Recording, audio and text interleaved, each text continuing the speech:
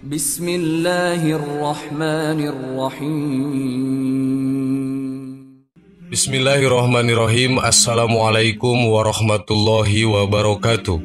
Sahabat yang beriman, salat subuh merupakan salah satu di antara salat wajib 5 waktu.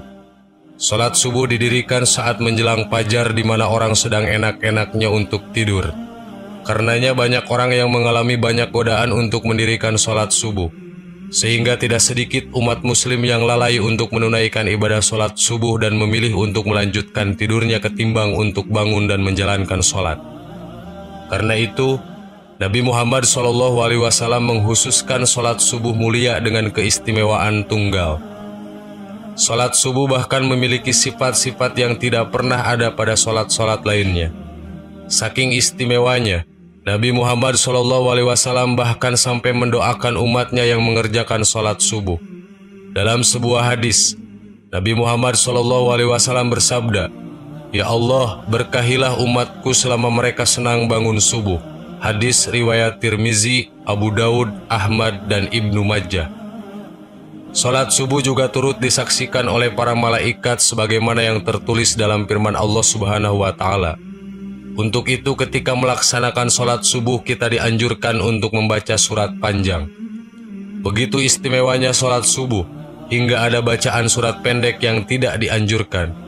Allah Subhanahu wa Ta'ala berfirman dalam Quran surat Al-Isra ayat 78 yang artinya, "Laksanakanlah salat sejak matahari tergelincir sampai gelapnya malam, dan laksanakanlah pula salat subuh. Sungguh salat subuh itu disaksikan oleh para malaikat." Dari tafsir ayat tersebut, para ulama menyimpulkan bahwa saat salat subuh setelah bacaan Al-Fatihah, disunahkan membaca Quran panjang baik surat atau ayat.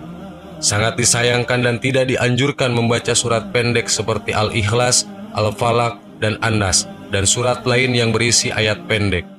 Walaupun demikian, membaca surat pendek dalam salat subuh tetap menjadikannya salat sah. Namun dalam hal ini, bukan perkara sah atau tidaknya, melainkan untung dan ruginya. Terlebih salat subuh disaksikan oleh para malaikat. Karena mumpung disaksikan oleh para malaikat, maka tentu sangat disayangkan jika hanya membaca surat pendek.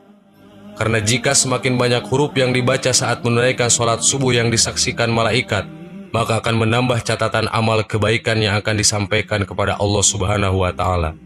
Rasulullah SAW seringkali memberikan contoh bacaan salat-salat subuh. Rasulullah sering membaca surat Al-Waqi'ah, surat At-Tur, surat Qaf, dan surat At-Takwir.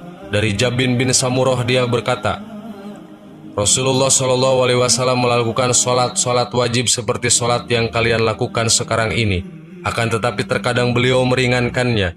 Salat beliau lebih ringan daripada salat kalian. Dan terkadang dalam salat fajar atau salat subuh, beliau membaca surat Al-Waqi'ah dan surah-surah yang semisalnya. Hadis riwayat Ahmad. Semoga bermanfaat. Wallahu a'lam. Assalamualaikum warahmatullahi wabarakatuh.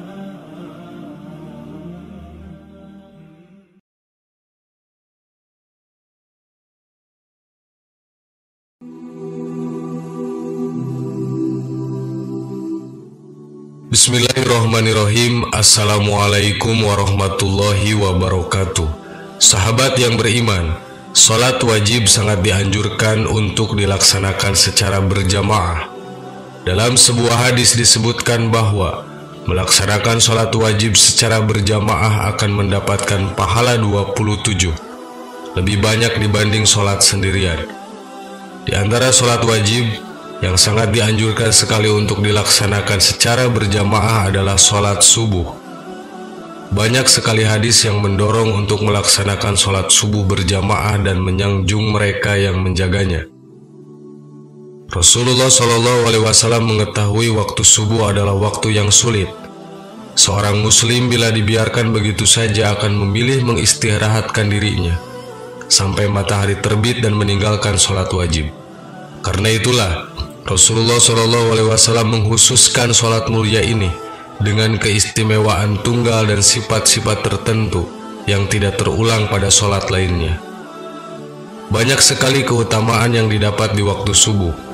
Salah satu keutamaannya adalah Rasulullah mendoakan umatnya yang bergegas dalam melaksanakan sholat subuh, sebagaimana disebutkan dalam suatu hadis. Ya Allah, berkahilah umatku selama mereka senang dengan bangun subuh dan melaksanakan sholat subuh secara berjamaah. Hadis riwayat Tirmizi, Abu Dawud, Ahmad, dan Ibnu Majah. Jika Rasulullah SAW yang berdoa, maka tidak akan ada hijab di antara beliau dengan Allah Subhanahu wa Ta'ala, karena beliau sendiri adalah orang yang secara jasadiah paling dekat dengan Allah Subhanahu wa Ta'ala. Pada hadis lain, Rasulullah SAW bersabda bahwasannya orang yang sholat bersubuh berjamaah akan dijamin oleh Allah. Siapa yang menunaikan sholat subuh berjamaah, maka ia berada dalam jaminan Allah. Maka jangan kamu mencari jaminan Allah dengan sesuatu selain dari sholat, yang pada saat kamu mendapatkannya justru kamu tergelincir ke dalam api neraka. Hadis riwayat Muslim. Jika Allah Subhanahu wa Ta'ala yang memberikan jaminan, maka mungkin akal manusia sulit untuk menjangkaunya dan menebak apa yang akan diberikan oleh Allah Subhanahu wa Ta'ala. Waktu subuh adalah waktu yang paling baik untuk mendapatkan rahmat dan ridho Allah. Allah Subhanahu wa Ta'ala berfirman, "Dan bersabarlah kamu bersama dengan orang-orang yang menyeru Tuhannya di pagi dan senja hari dengan mengharap ridhonya. Dan janganlah kedua matamu berpaling dari mereka karena mengharapkan perhiasan kehidupan dunia. Dan janganlah kamu mengikuti orang yang hatinya telah kami lalaikan dari mengingat kami, serta menuruti hawa nafsunya, karena keadaannya itu telah melewati batas." Quran Surat Al-Kahfi ayat 28. Keutamaan sholat subuh yang lain adalah Allah Subhanahu wa Ta'ala kelak akan memberikan pahala yang melebihi keindahan dunia dan isinya, sebagaimana telah disebutkan dalam satu riwayat Imam At-Tirmidzi. Dari Aisyah radhiyallahu an telah bersabda Rasulullah SAW, 2 rakaat salat fajar pahalanya lebih indah daripada dunia dan isinya. Begitulah keistimewaan salat subuh. Lalu apa yang menghalangi kita untuk menyikap selimut dan mengakhiri tidur kita untuk melaksanakan salat subuh? Bukankah ibadah ini menjadi bagian yang begitu besar dibanding dunia dan isinya? Dan berikut ini adalah keutamaan salat subuh. 1. Pahala sholat malam 1 malam penuh. Diriwayatkan Muslim dari Utsman bin Affan radhiyallahu an berkata, Rasulullah SAW bersabda, "Barang siapa yang sholat isya berjamaah, maka seakan-akan dia telah sholat setengah malam. Dan barang siapa sholat subuh berjamaah, maka seakan-akan dia telah melaksanakan sholat malam 1 malam penuh." Hadis riwayat Muslim. 2. Sumber cahaya di hari kiamat. Sholat subuh merupakan sumber dari segala sumber cahaya di hari kiamat. Di hari itu semua sumber cahaya di dunia akan padam, matahari akan digulung-gulung, ibadahlah yang akan menerangi pelakunya. 3. Surga yang dijanjikan. Diriwayatkan dari Abu Musa al-Asy'ari radhiyallahu an, ia berkata, Rasulullah SAW bersabda, "Barang siapa yang sholat 2 waktu yang dingin maka akan masuk surga." Hadis riwayat Bukhari. 2 waktu yang dingin itu adalah sholat subuh dan sholat asar. 4. Melihat Allah. Mereka yang menjaga sholat subuh dan asar dijanjikan kelak di surga akan melihat Allah Subhanahu wa Ta'ala. Hadis Rasulullah SAW yang diriwayatkan Bukhari dan Muslim dari Jarir bin Abdullah radhiyallahu an artinya, kami sedang duduk bersama Rasulullah SAW ketika melihat bulan purnama. Beliau berkata, "Sungguh kalian akan melihat Rob kalian sebagaimana kalian melihat bulan yang tidak terhalang dalam melihatnya. Apabila kalian mampu, janganlah kalian menyerah dalam melakukan sholat sebelum terbit matahari dan sholat sebelum terbenam matahari, maka lakukanlah." Hadis riwayat Bukhari dan Muslim. 5. berada di bawah lindungan Allah Subhanahu wa Ta'ala. Rasulullah SAW memberi janji, bila sholat subuh dikerjakan, maka Allah akan melindungi siapapun yang mengerjakannya seharian penuh.